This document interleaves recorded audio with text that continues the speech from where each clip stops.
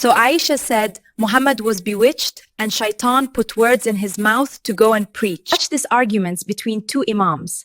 Mind you, the imam exposing Islam is still a Muslim. What if I showed you from here, Bukhari, that Muhammad was bewitched and Satan put words in his mouth? That has nothing to do with committing sins. No. A prophet does not commit sins. So That's what being masoom means. which is worse?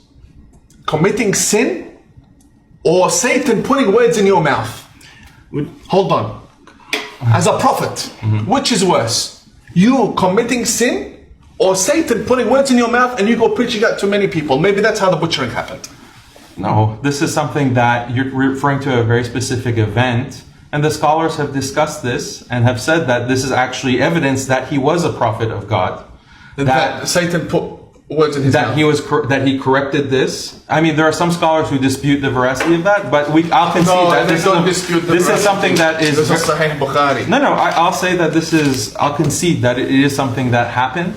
Ibn Taymiyyah, rahimahullah, peace be upon him, or God's mercy be upon him, has said that this is actually evidence that the Prophet, peace be upon him, was a prophet because he was corrected. Right. The revelation corrects this.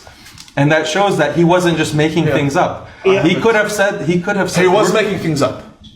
So you're saying the Prophet? No, his wife says. Aisha says. Is she a liar? You're talking about the satanic verses. No, not Salman Rushdie. I know. His book is in reference to this incident. Yes. Is the wife of the Prophet a liar? Or Bukhari? Armin, stop. Stop. I already said that it happened. Like, I can concede that this actually took place. So, and Aisha said, سحر النبي, the Prophet was bewitched, حتى كان يخيل إليه أنه يفعل الشيء. So there are different incidents, right? Are you talking about the end of his life? No. During his life, marriage with Aisha. She says the Prophet was delusional. Here, read it. Your book. No. You're talking about the end of his life when he became ill because he was poisoned. And some also have said that... No, this is during his life.